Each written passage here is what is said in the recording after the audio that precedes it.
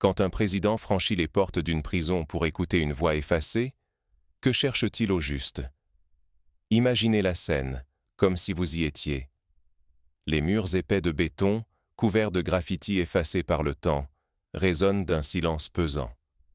Ibrahim Traoré, chef de l'État burkinabé, délaisse le confort de son palais pour avancer seul, sans protocole, dans le couloir glacé d'une prison à sécurité maximale. Ceci n'est pas une visite officielle. Il n'y a pas d'annonce à la télévision, pas de cortège de voitures blindées, pas de caméra pour immortaliser l'instant. Seuls ses pas résonnent sur le carrelage usé, chaque écho un rappel que ce lieu n'attendait plus la visite du pouvoir. Le directeur de la prison, blême, court derrière lui, tentant de défendre l'ordre établi. Il balbutie, tente de le dissuader. « Monsieur le Président, ce ne sont pas les détenus prévus pour les grandes visites. » Mais Traoré balaie d'un geste cette remarque. Il n'est pas venu chercher l'image. Il est venu chercher la vérité, là où personne ne veut la voir. Ce jour-là, il ne demande ni à voir un chef rebelle, ni un opposant célèbre, ni même un officier corrompu. Il veut rencontrer une détenue oubliée, une femme au nom effacé des registres publics, Mariam Ouedraogo. Pour le personnel, c'est l'incompréhension totale. Qui, à ce niveau de pouvoir, voudrait s'entretenir avec une femme dont tout le monde détourne les yeux? Dans la prison, la rumeur se propage plus vite que les clés ne tournent dans les serrures. Les gardiens se figent, échangent des regards inquiets. Les détenus, elles, chuchotent le nom de Mariam comme un secret honteux. Car Mariam, isolée, méprisée, condamnée pour un crime abominable, n'a reçu aucune visite depuis des années. Même sa propre famille l'a reniée. Mais pourquoi alors le président s'intéresse-t-il à elle? Est-ce la compassion qui le guide, ou bien la volonté de remettre en question un système entier? Ce geste, aussi simple qu'il paraisse, interroge. Qu'est-ce qui pousse un chef d'État à risquer sa réputation, à braver les codes du pouvoir pour écouter une seule voix, celle que tout le monde préfère oublier? Derrière ces murs, tout vacille.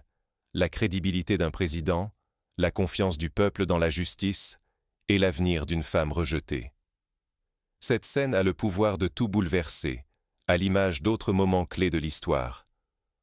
On se souvient par exemple de Nelson Mandela, qui reçut dans sa geôle de Robben Island la visite de hauts responsables sud-africains, amorçant ainsi le dialogue vers la fin de l'apartheid. Ou encore de François Mitterrand, visitant les quartiers populaires au début de son mandat, marquant la rupture avec la distance du pouvoir. Ici, à Ouagadougou, c'est une autre forme de rupture, plus intime, mais tout aussi chargée de sens. Entrons alors dans l'histoire de Mariam Ouedraogo. Comprenons comment un destin aussi simple a pu basculer, et pourquoi il s'agit de bien plus qu'un simple fait divers. Avant d'entrer dans l'univers carcéral, Mariam était une femme humble, enracinée dans une vie de labeur. Son existence se résumait à quelques hectares de terre, hérités de son défunt mari, et à ses paniers de légumes vendus sur le marché du village. Sa routine était celle de milliers de femmes rurales en Afrique de l'Ouest. Lever avant l'aube, arroser les plants, négocier le prix des tomates sous le soleil de plomb, puis rentrer au crépuscule. La terre, pour Mariam, n'était pas qu'un bien matériel. C'était la mémoire vivante de son mari, la promesse d'un avenir pour ses enfants, la dignité conquise à la sueur de son front. Les veuves, dans la société burkinabé, sont souvent vulnérables, privées de droits, mais Mariam résistait, droite et digne face aux convoitises. Son voisin, Bakary Koné, était tout son contraire. Commerçant prospère, propriétaire de plusieurs boutiques, il représentait la réussite locale. Son désir d'acquérir le champ de Mariam était bien connu. Il multipliait les offres, les cadeaux, puis les menaces voilées. Mais Mariam tenait bon. Ce genre de conflit foncier n'est pas rare. On se souvient, dans l'histoire du Sénégal ou du Mali, de nombreuses affaires où des veuves ont résisté aux pressions de notables locaux, parfois au péril de leur vie. La terre, en Afrique, est souvent le cœur des drames silencieux. Un matin, le drame frappe. Amina, la fillette de Bakary, disparaît sans un bruit. Une panique s'empare du village. Tout le monde s'organise en battue nocturne, cherchant la petite dans les bois, les puits, les greniers. L'aube révèle l'horrible vérité. le corps de l'enfant est retrouvé près du vieux puits, sur le terrain de Mariam. Le choc fige la communauté. Mais très vite, la peur laisse place à la suspicion. Les rumeurs s'emballent. On retrouve un foulard portant l'odeur de Mariam, des traces de pas dans la boue, et surtout, la parole de Bakary, qui jure l'avoir vu discuter avec la fillette la veille. Le village, déjà crispé par les conflits fonciers, bascule dans l'accusation. Mariam proteste, mais personne ne l'écoute. Les souvenirs des voisins deviennent soudain précis. N'a-t-on pas entendu des cris, vu des ombres près du puits? Le mécanisme du bouc émissaire se met en place, comme on l'a vu tant de fois dans l'histoire. On pense à l'affaire Dreyfus en France, où un homme a été condamné sur la base de préjugés et de soupçons, plutôt que de preuves réelles. La police, sous pression, boucle l'affaire en quelques jours. L'enquête est expédiée, les preuves à charge s'empilent, tandis que les éléments à décharge sont ignorés. Le dossier atterrit au tribunal, où Mariam affronte seule la tempête. Son avocat, jeune, inexpérimenté, n'a ni les moyens ni le courage de s'opposer à la machine judiciaire. On lui conseille d'avouer, de plaider la folie pour éviter la peine capitale, mais elle refuse. Le verdict tombe comme un coup près, perpétuité. Sa terre est confisquée, ses biens dispersés, ses enfants placés chez des parents éloignés. Mariam entre dans l'oubli, condamnée à une existence de silence et de regret. Mais l'histoire ne s'arrête pas là. Dans la nuit de sa détresse, Mariam écrit une lettre, d'une main tremblante, adressée à quiconque voudra bien l'écouter. Ce geste rappelle celui de tant d'innocents à travers le monde, de prisonniers politiques ou de simples victimes d'erreurs judiciaires. On pense à la lettre de Nelson Mandela à sa femme Winnie, ou aux appels au secours lancés par Alfred Dreyfus, ou encore à celle de femmes accusées à tort lors des procès de sorcellerie en Europe. Cette lettre, sortie clandestinement grâce à un gardien compatissant, finit sur le bureau du président Traoré. Ce dernier, habitué à recevoir des milliers de courriers, est frappé par la sincérité du récit. Il décide alors de faire ce que peu de dirigeants osent, descendre dans l'arène, voir la réalité par lui-même. Lors de leur entretien, Mariam révèle un détail oublié. La veille du drame, elle avait aperçu Moussa, le neveu de Bakary, rôder près du puits. Un fait jamais mentionné à la police, jamais creusé par les enquêteurs. Ce genre de détail, souvent tenu pour anodin, a pourtant bouleversé des procès célèbres. On se souvient de l'affaire Outreau en France, où de nombreux indices avaient été négligés, conduisant à la condamnation d'innocents. Traoré, bouleversé, ordonne la réouverture du dossier. Une équipe d'enquêteurs indépendants reprend tout à zéro. Examen des preuves, nouveaux interrogatoires, audit des procédures. On découvre rapidement que Moussa n'a jamais été interrogé. Après plusieurs jours de recherche, on le retrouve, devenu adulte, brisé par la peur et le secret. Dans un interrogatoire confidentiel, Moussa craque et avoue. Ce fut un accident. Il jouait avec Amina près du puits, elle a glissé, il a paniqué. Son oncle Bakary, pour éviter le scandale, lui a ordonné de se taire, préférant faire accuser Mariam pour se débarrasser d'une voisine gênante et récupérer ses terres. Cette mécanique du mensonge, orchestrée par le pouvoir local, n'est pas sans rappeler les grandes affaires d'erreurs judiciaires dans le monde. Au Japon, par exemple, des innocents ont passé des décennies en prison sur la seule base d'aveux extorqués ou de témoignages fabriqués. Face à ces révélations, la justice agit. Bakary nie, tente de mobiliser ses alliés, mais la vérité s'accumule. Finalement, isolé, il est contraint d'avouer à demi-mot. La société est sous le choc. Les médias s'emparent de l'affaire. Des débats s'ouvrent dans les écoles, les marchés, les familles. Peut-on faire confiance à la justice? Combien d'autres Mariam dorment-elles dans l'ombre des prisons? Sur ordre du président, la procédure s'accélère. Mariam est innocentée, les jugements annulés. Les policiers et magistrats ayant couvert l'affaire sont arrêtés. Le pays retient son souffle. On craint les émeutes, la colère des partisans de Bakary, la déstabilisation des institutions. Mais, contre toute attente, c'est la soif de vérité qui l'emporte. La libération de Mariam n'est pas qu'une formalité. Dans une cérémonie sobre mais solennelle, sur la grande place de Ouagadougou, le président monte sur une estrade improvisée. Des juges, des journalistes, des anonymes et surtout des anciens détenus venus de tout le pays assistent à la scène. Traoré lit une déclaration d'excuses publique admettant les fautes de l'État, reconnaissant la souffrance infligée à une innocente. L'émotion est palpable. Les larmes de Mariam, ses gestes hésitants, la stupeur de la foule, tout indique que quelque chose de profond vient de se produire. Ce moment rappelle d'autres scènes historiques. L'acquittement de Nelson Mandela, les excuses publiques du gouvernement australien aux aborigènes, ou encore celles du Canada envers les pensionnaires autochtones. Chaque fois, une société est confrontée à son passé, à ses erreurs, et fait le choix de regarder en face la réalité, aussi douloureuse soit-elle. Mais Traoré ne s'arrête pas là. Il crée une commission présidentielle d'examen des condamnations douteuses. Sa mission, rouvrir tous les dossiers suspects, écouter les oubliés, mettre à nu les failles de la justice.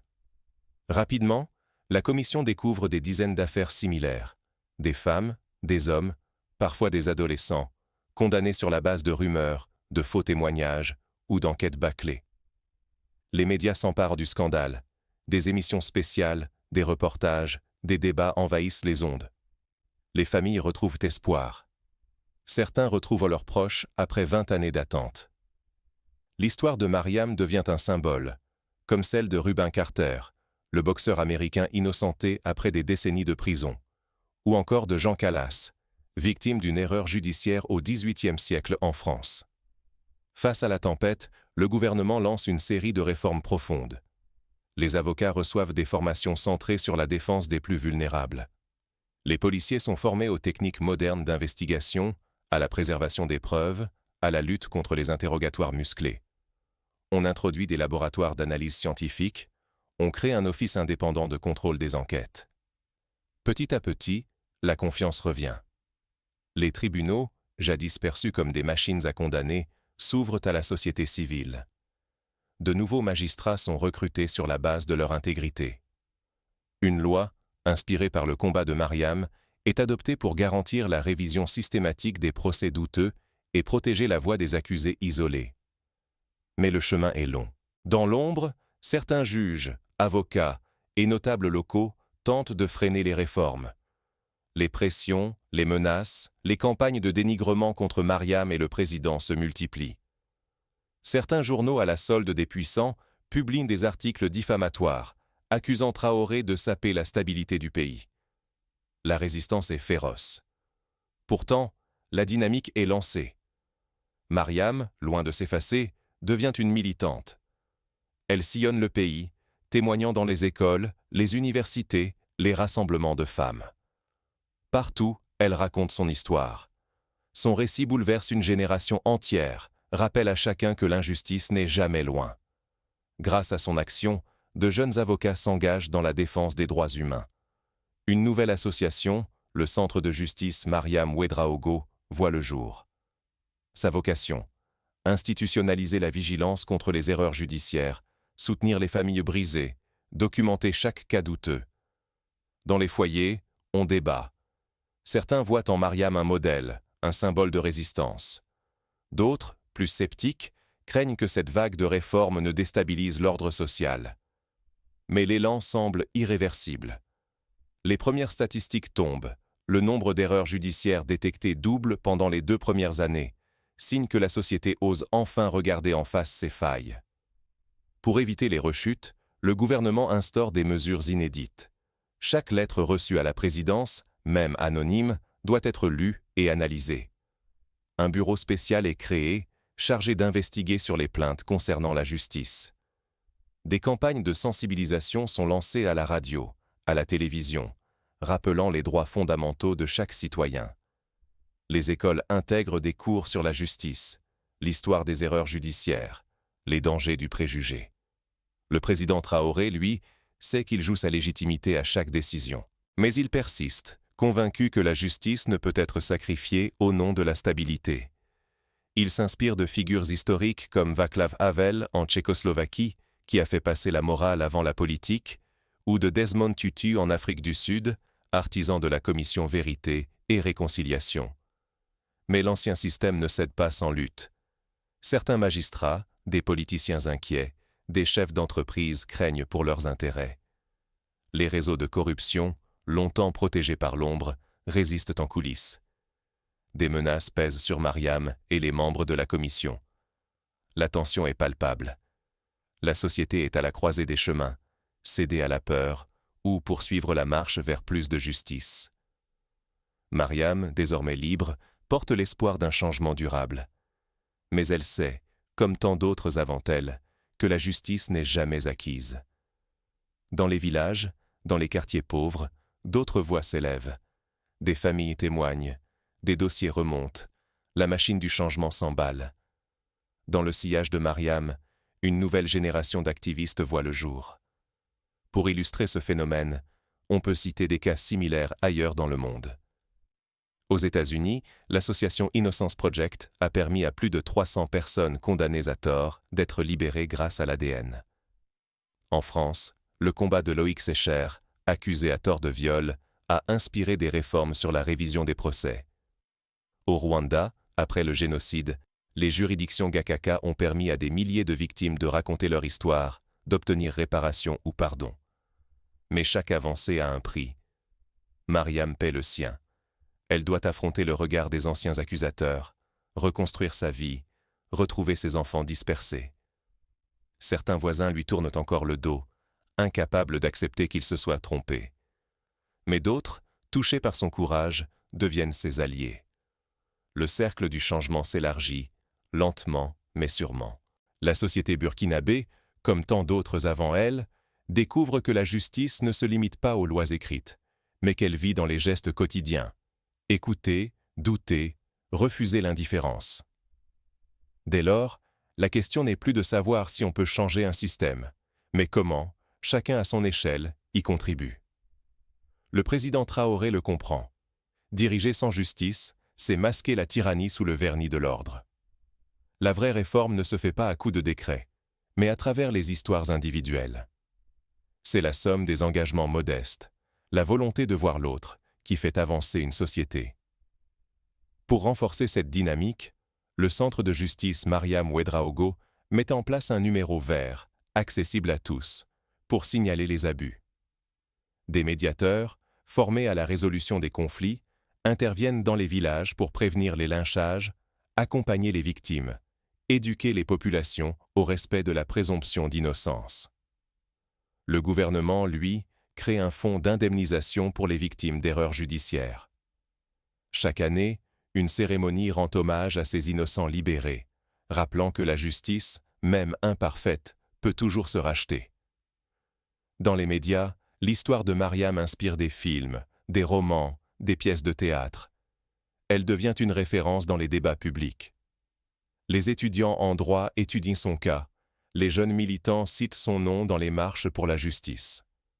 La mémoire de son combat irrigue peu à peu toute la société. Mais la vigilance reste de mise. Les résistances ne disparaissent jamais totalement. Parfois, de nouveaux scandales éclatent, rappelant que le risque d'injustice guette en permanence. Le combat doit être mené génération après génération. L'exemple de Mariam montre qu'une seule voix, entendue au bon moment, peut ébranler un système entier. Mais il rappelle aussi que tout repose sur notre capacité à écouter, à agir, à ne pas détourner le regard. L'histoire de la justice est jalonnée de ces moments où un individu, une lettre, un geste, a changé le destin collectif. Alors, que faire aujourd'hui, à notre modeste échelle ? Chacun peut s'engager. Cela commence par refuser les jugements hâtifs, par soutenir les proches confrontés à l'injustice, par exiger la transparence des institutions. On peut s'informer, participer à des associations, écrire aux élus, sensibiliser les enfants à l'importance du doute et de l'écoute. On peut aussi, tout simplement, tendre la main à ceux que la société veut oublier. Visiter un prisonnier, écouter son récit, relayer son histoire, parfois suffit à briser le mur du silence. C'est ce qu'ont fait, au fil de l'histoire, tant de figures morales, de l'abbé Pierre aux bénévoles d'Amnesty International, de Rosa Parks à Malala Yousafzai. La justice n'est pas réservée aux professionnels du droit. Elle commence dans nos relations quotidiennes, dans l'attention portée à l'autre, dans la capacité à remettre en cause nos certitudes. L'injustice peut frapper n'importe qui, à n'importe quel moment. Aujourd'hui Mariam, demain un parent, un ami, ou peut-être vous-même. L'histoire de Mariam Ouedraogo et du président Traoré nous rappelle que la justice n'est pas un mot abstrait, mais une réalité à construire chaque jour. C'est une lutte, parfois discrète, parfois spectaculaire, mais toujours essentielle. À chaque fois qu'un enfant, une femme, un homme, ose dire « j'ai été victime d'une injustice », à chaque fois que quelqu'un tend l'oreille, c'est la société tout entière qui avance. Ce combat demande du courage, de la constance et la volonté de s'opposer à la facilité. Ne restons pas spectateurs. Soyons ces témoins, ces auditeurs, ces défenseurs que Mariam aurait tant voulu rencontrer plus tôt. Même modeste, chaque engagement compte. La question n'est plus « Qui écoutera la prochaine Mariam ?» mais bien « Et nous, qu'allons-nous faire pour que la justice soit vivante et jamais un mot vide ?» Car, au bout du compte, c'est la somme de nos choix, petits ou grands, qui détermine le visage de la société dans laquelle nous voulons vivre. L'histoire de Mariam, comme tant d'autres avant elle, nous invite à choisir la lumière, à refuser l'oubli, à faire de la justice une réalité partagée. À nous de jouer.